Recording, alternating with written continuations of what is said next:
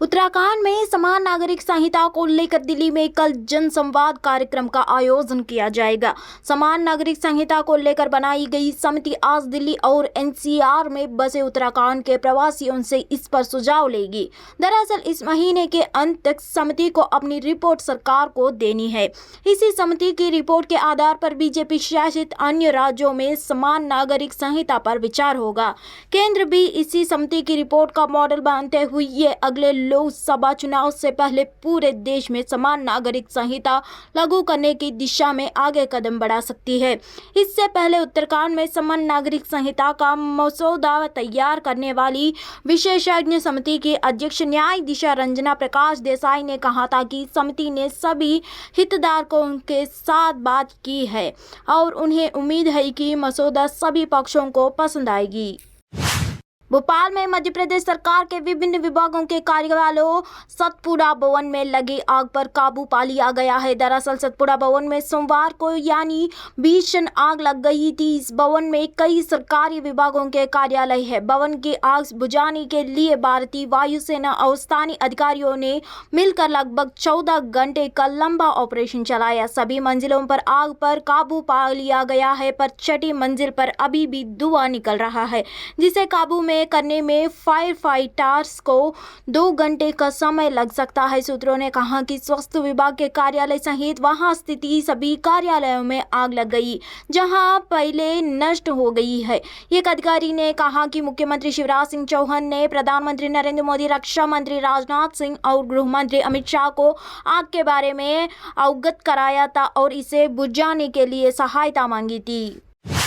सरकार ने 15 वर्ष में पहली बार गेहूं की बढ़ती कीमतों पर लगाम लगाने के लिए सोमवार को मार्च 2024 तक तत्काल प्रभाव से गेहूं पर भंडारण सीमा लागू कर दी। सरकार ने खुला बाजार बिक्री योजना के तहत पहले चरण में केंद्रीय पूल से थोक उपभोक्ताओं और व्यापारियों को 15 लाख टन गेहूं बेचने को भी फैसला किया है। खाद्य सचिव संजीव चोपड़ा ने यहां संवाददाताओं से कहा, पिछले महीने में गेहूं की कीमतों में तेजी आई है।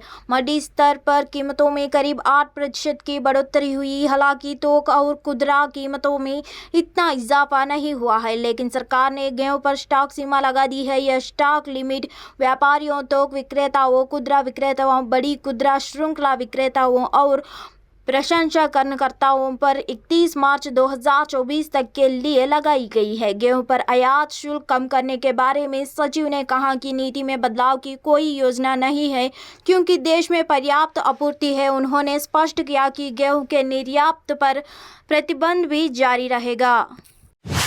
दिल्ली उच्च न्यायालय ने यौन उत्पीड़न की शिकार 13 वर्षीय नाबालिग लड़की को 24 सप्ताह से अधिक के गर्भ को चिकित्सीय रूप से समाप्त कराने की सोमवार को अनुमति दे दी। न्यायमूर्ति जसमीत सिंह की अवकाशकालीन पीठ ने नाबालिग लड़की की जांच करने वाली मेडिकल बोर्ड की रिपोर्ट पेश किए जाने के बाद यह आदेश पारित किया। जनवरी में यौन उत्पीड़न की शिकार हुई नाबालिग लड़की ने पंजीकृत चिकित्सकों की मदद से भ्रूण समाप्त करने की अनुमति के लिए पिछले सप्ताह उच्च न्यायालय का रुख किया था।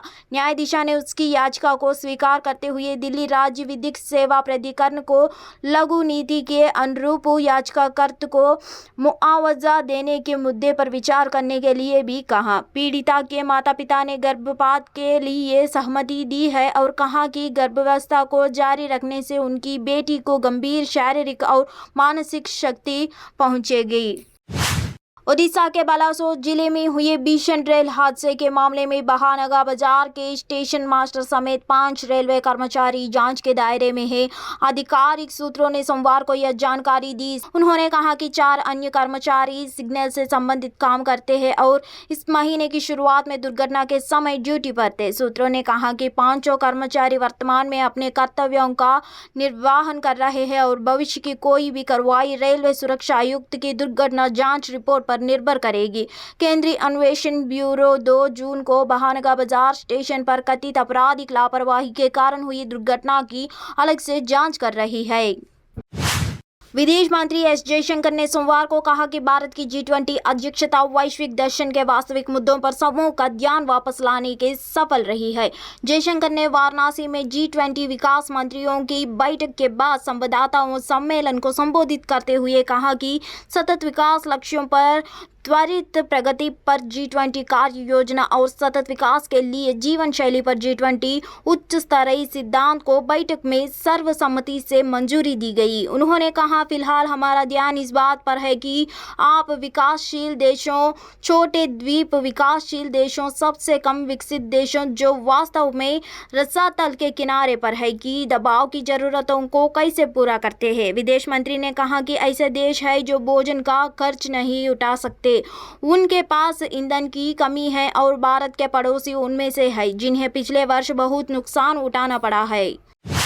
जयपुर मौसम केंद्र के अनुसार चक्रवाती तूफान बिपरजॉय के 16 जून को दक्षिण पश्चिमी राजस्थान में प्रवेश करने की संभावना है। तूफान को देखते हुए उत्तर पश्चिम रेलवे की कुछ रेल सेवाएं रद्द की गई है। उत्तर पश्चिम रेलवे के अनुसार अरब सागर में बिपरजॉय चक्रवात के मद्देनजर सुरक्षा के लिए कुछ रेल सेवाओं को पूर्ण या आंशिक रूप से किया जा रहा है। जयपुर मौसम केंद्र के प्रभारी राधेश्याम शर्मा ने बताया कि 16 जून को बिपरजॉय के कमजोर होकर अवसाद के रूप में दक्षिण पश्चिमी राजस्थान में प्रवेश करने की संभावना है। उन्होंने बताया कि इसके असर से 15 जून की दोपहर से जोधपुर व उदयपुर संभाग के जिलों में आधी बारिश की गतिविधियां होने की संभावना है। वहीं 16 जून को इसका असर से जोधपुर, उदयपुर संभाग के जिलों में कहीं-कहीं भारी बारिश होने की संभावना है। भारतीय जनता पार्टी के महासचिव सी.टी. रवि ने सोमवार को कहा कि पार्टी कर्नाटक विधानसभा चुनाव इसलिए हार गई क्योंकि वह दक्षिणी राज्य में प्रधानमंत्री नरेंद्र मोदी की तरह राष्ट्रीय स्तर पर काम नहीं कर सकी और चुनाव से पहले सही विमर्श तय करने में भी विफल रही। गोवा में संवाददाताओं सम्मेलन में रवि ने कहा कि कर्नाटक में विधानसभा चुनाव के नतीजे में कई कारक शामिल थे। रवि ने कहा, भाजपा कर्नाटक में सत्ता बरकरार रखने में विफल रही क्योंकि हम प्रधानमंत्री की तरह काम नहीं कर सके। उन्होंने आरोप लगाया कि यह विपक्षी दल है जो देश के शीर्ष उद्योगपतियों के लिए काम कर रहे हैं, जबकि भाजपा गरीब समर्थक है।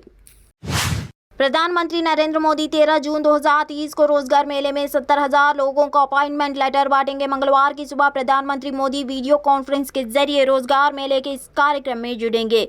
इसमें वह नवनियुक्त कर्मचारियों को नियुक्ति पत्र देंगे। पीएम मोदी युवाओं को इस कार्यक्रम में संबोधित भी करेंगे। प्रधानमंत्री कार्यालय ने एक बयान में कहा कि नियुक्ति पत्र सरकार की रोजगार मेला पहल के तहत वितरित किया जाएगा। मंगलवार को देश भर में 43 जगहों पर रोजगार मेले आयोजित किया जाएगा। इस पहल के तहत केंद्र सरकार के विभागों के साथ साथ राज्य सरकारों, केंद्र शासित प्रदेशों में भर्तियां हो रही है। बांग्लादेश की प्रधानमंत्री शेख हसीना ने पश्चिम बंगाल की मुख्यमंत्री ममता बनर्जी को उपहार के रूप में 600 किलोग्राम आम भेजे हैं। अधिकारियों ने सोमवार को यह जानकारी दी। बांग्लादेश उप उच्चायोग के एक अधिकारी ने यहां कहा, राजनयिक प्रयासों के तहत बनर्जी को हिमसागर और लगड़ा किस्मों के आम भेजे गए हैं। पिछले साल भी हमने आम भेजे थे। हसीना ने पूर्वोत्तर के सभी मुख्यमंत्रियों को भी आम भेजे हैं। पिछले साल उन्होंने प्रधानमंत्री नरेंद्र मोदी और पश्चिम बंगाल, त्रिपुरा और असम के मुख्यमंत्रियों को भी उपहार के रूप में आम भेजे थे।